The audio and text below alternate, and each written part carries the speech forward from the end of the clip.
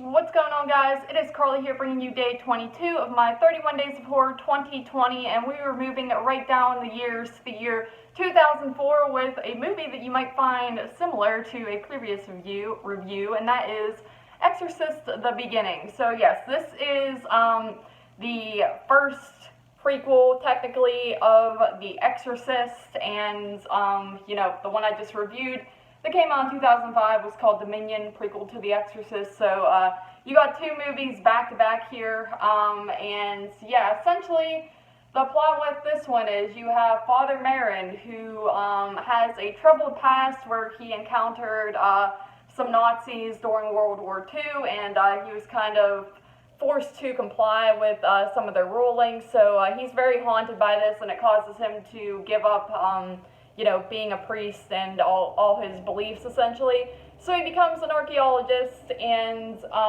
he's, exploring this sort of village, and while he's there, it's an East African village, he, starts meeting some people and, becoming acquainted with them and such, and then some strange occurrences start to happen around the area, and that kind of causes him to have to deal with his faith and see whether or not he believes in what's happening, if it's supernatural or if it's just coincidental in what's going on and the weird events that are taking place. So that was kind of just a very long-winded way of saying this is the same movie as Dominion, essentially. And I did not realize that, but basically, I guess, I don't know the full backstory, I should have looked at it more, but I think this movie was made, and then they were worried that it wasn't that good or it wasn't going to make enough money, so they wanted to make another one,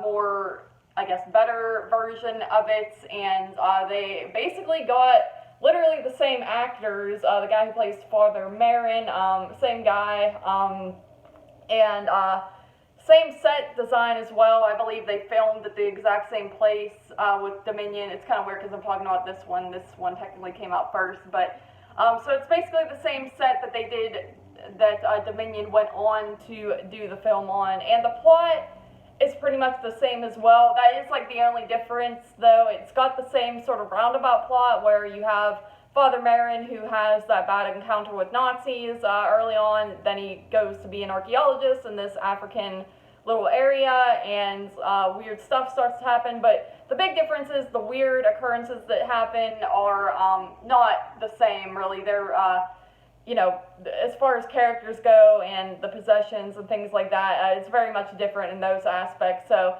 it didn't make it too tedious to watch. I'm not going to lie, I pre-record these videos and, watch these films, so it's not like I'm watching them necessarily back to back. I've watched quite a bit of movies since I watched Dominion at this point, so it wasn't that tedious to watch, where I think if I did watch them back to back it would have been. But I will say this one is definitely the less than version, and that's why I've always heard is Dominion is better, and I think that's what the purpose of it was.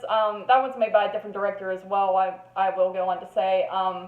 But I think that Dominion was a little bit creepier. I don't think either of these movies is really good with the whole scare factor. Kind of a cool atmosphere, the setting sort of in the middle of this isolated area in the desert, essentially, I think is cool, because, if you have creepy stuff happening there, you're kind of screwed. You're in the middle of nowhere, and stuff like that. But in terms of scares and such, I don't think either movie really nails it that much, but I will say I think Dominion does a bit of a better job.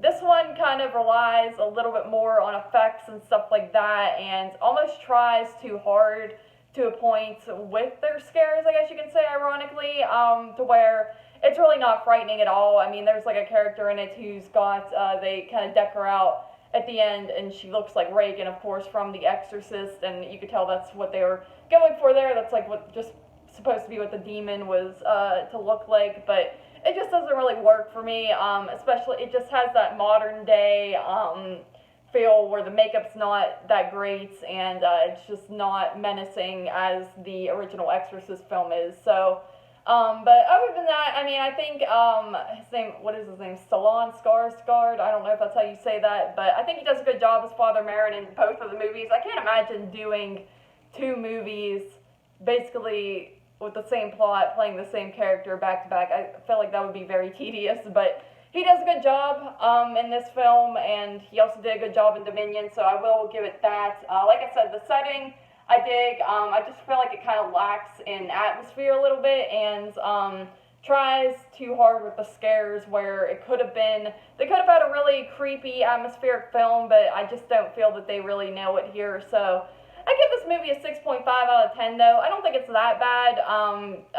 It's a cool idea for a prequel to The Exorcist. It makes sense in the grand scheme of things, but it's nothing, of course, like the Exorcist film, because this is taking place years before with a whole different plot going on. It's not like a possessed little girl type of deal, but I thought it was decent. I give it a 6.5, like I said.